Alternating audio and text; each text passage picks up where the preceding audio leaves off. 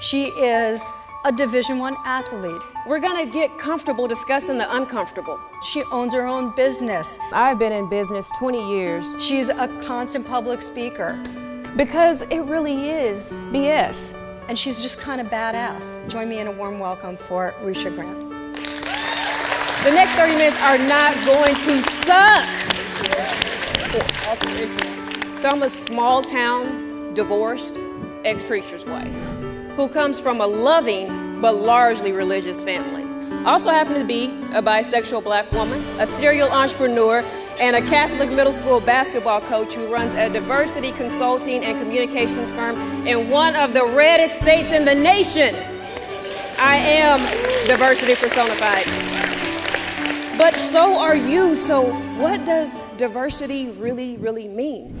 I feel like diversity and inclusion has become really convoluted. I look at it in the most simplistic way possible, which is humanity and competitive advantage. When I think about humanity, I think about grace, I think about understanding, acceptance. When I think about competitive advantage, it takes me to the business side and how all of the diversity, the uniqueness of who you are brings together those diverse experiences where you create innovation for companies. You provide them with that competitive advantage based on your experiences. We have to get back to what it is, and that's people. You have to allow people to be engaged. You can't just invite them. I mean, what does it really cost you to just be open for the next 30 minutes? What do you think causes division? Companies say all the time, we're having diversity problems, we need to bring you in. I'm the problem, you're the problem, we're the problem. All the bias that we bring to the table is the problem. Bias is something you can control. The only thing that I know for sure I can control is me. And we like to look at our organizations and say they need to do this and they need to do that, when really you need to work on yourself. It starts internally with you. If you will make the changes within yourself, that permeates to our companies, to our communities, and we begin to change. We can't wait on other people to change all the time. To put everybody in the box based on the actions of one or a few people, that's BS. That's wrong.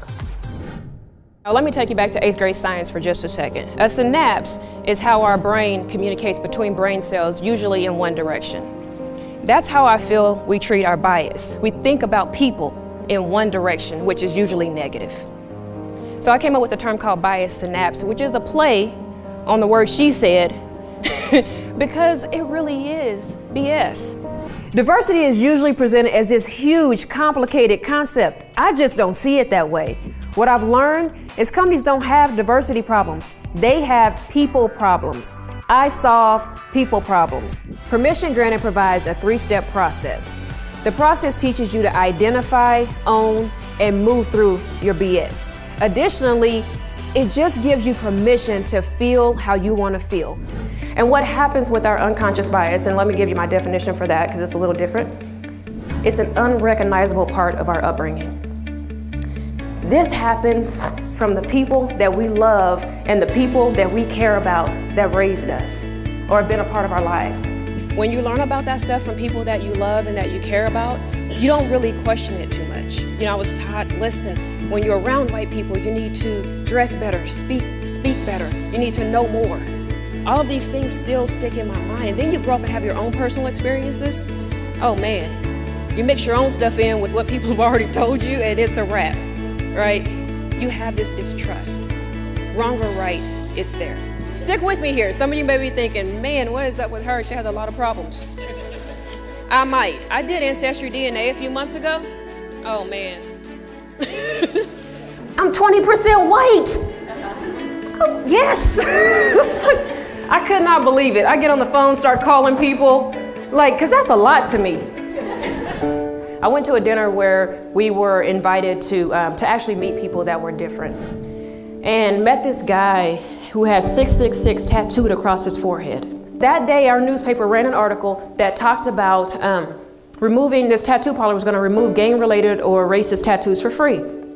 I'm weighing in my mind, should I tell him, should I not? Maybe he wants to know. I'd want to know. You know, I'm going through this whole thing, so I said, oh, what the hell.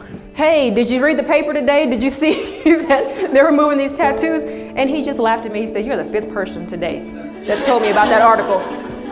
he began to share with me that the tat was actually rolling sixes, and it was a gang that he was in, and that he had gone to prison and done so much bad to so many people that now he had completely changed his life. He said, and other people in gangs, they see me living my life different. They know by this tattoo that I'm living my life different, and I've led so many people out of gangs. Wow.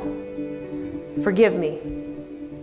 Forgive me. You know, it's like I made an assumption about you guys. And he's like, you're right, it's a high price to pay. And my kids have asked me to get rid of this tattoo. He said, but I think I owe this. And so, and I kept thinking, man, but you could get it right here and it'd be just as effective, right? Again, his business, not mine. But I just thought, man, I know you guys are wondering, like, where do you hang out? But yeah. So what I did with the transgender woman is that I asked her to go to lunch. And I spent 2 hours and said, hey, I just have questions. And it was not her responsibility to share that with me. It was not her responsibility to school me or educate me. But most people are willing to talk if you'll just take the chance to get to know them. When I started to play basketball, I absolutely hated it. Hated everything about basketball. But I had my older cousins that made me play. Well, I had one older cousin that began to take notice, saw me practicing. He began to work with me, taught me how to shoot the ball, taught me how to pass the ball. But when they would try to come and guard me, he would block them. He would allow me to shoot the ball. He would allow me to touch the ball. Unlike my other cousins who would just say, no, pass it back, hurry up, pass the ball back. It was horrible. I parlayed that because he included me into a full scholarship to a Division I university. If you want to affect change in someone's life, you do that through inclusion. I just want to say there's no them, there's only us, all of us. That's it. Please don't allow your corporate culture to be at odds with the communities you serve, or most importantly, your employees. Permission granted to feel however you want to feel about issues surrounding diversity and inclusion, but get your bias synapse in check because it really is all bullshit. Thank you guys so much for having me.